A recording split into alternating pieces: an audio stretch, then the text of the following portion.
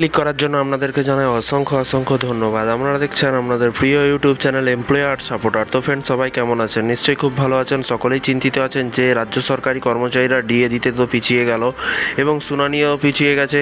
তো রাজ্য সরকারি কর্মচারীদের আদৌ কি ডিএ মিলবে? কারণ মাননীয় মুখ্যমন্ত্রী এইসব নিয়ম বা এইসব ডেট কিন্তু মানে না। মাননীয় মুখ্যমন্ত্রীর যখনই ইচ্ছে করে, যখনই সরকারি কর্মচারীদের নিয়ে কিন্তু ভাবনা চিন্তা করে, তখনই কিন্তু তার খামখেয়ালিভাবে কিন্তু ডিএ বৃদ্ধি করে। ইতিমধ্যেই কিন্তু কেন্দ্রীয় সরকারি কর্মচারীদের 7 পে থেকে কিন্তু 8 পে কমিশন নিয়ে বড় আপডেট আছে এবং রাজ্য সরকারি কর্মচারীদেরও গুরুত্বপূর্ণ আপডেট আছে। ভিডিওটি সম্পূর্ণ দেখবেন। চ্যানেলে যারা এই ভিডিওটি প্রথম দেখছেন, অবশ্যই চ্যানেলটিকে সাবস্ক্রাইব করে রাখুন পরবর্তী লেটেস্ট আপডেট পাওয়ার জন্য। দেখতেই পাচ্ছেন কবে অষ্টম বেতন কমিশন গঠন করবে সরকার, দিনক্ষণ কিন্তু ফাঁস হলো। ইতিমধ্যেই কবে থেকে অষ্টম বেতন কমিশন চালু করতে চলেছে রাজ্য সরকার, দিনক্ষণ কিন্তু ফাঁস হলো। ভিডিওটি সম্পূর্ণ দেখুন। চ্যানেলে যারা এই ভিডিওটি প্রথম দেখছেন, অবশ্যই চ্যানেলটিকে সাবস্ক্রাইব করে পাশে থাকা বেল আইকনটিতে প্রেস করে রাখুন পরবর্তী লেটেস্ট আপডেট পাওয়ার জন্য।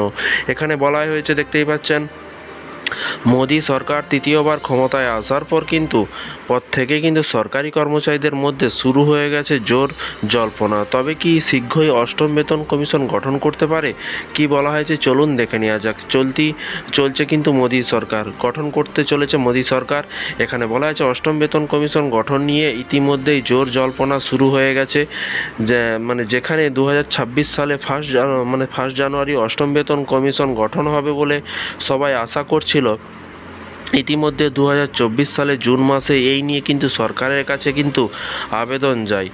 আজ কিন্তু সংসদে সেই বিষয়টি কিন্তু স্পষ্ট করেন কেন্দ্রীয় অর্থমন্ত্রী পঙ্কজ চৌধুরী এবং রাজ্যসভায় একটি লিখিত উত্তরে বলেছেন যে বর্তমানে কিন্তু এই জাতীয় কোনো প্রস্তাব সরকারের বিবেচনায় নেই এবং সাধারণত সরকারি কর্মচারীদের কিন্তু পারিশ্রমিক সংশোধন করার জন্য প্রতি 10 বছরে কেন্দ্রীয় সরকার বেতন কমিশন গঠন করে।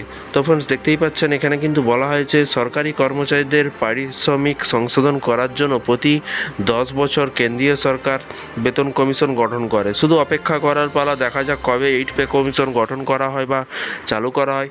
তা যারা চ্যানেলে প্রথম এসেছেন, চ্যানেলটিকে সাবস্ক্রাইব করে রাখবেন রাজ্য সরকারি কর্মচারী, কেন্দ্রীয় সরকারি কর্মচারীদের লেটেস্ট আপডেট পাওয়ার জন্য।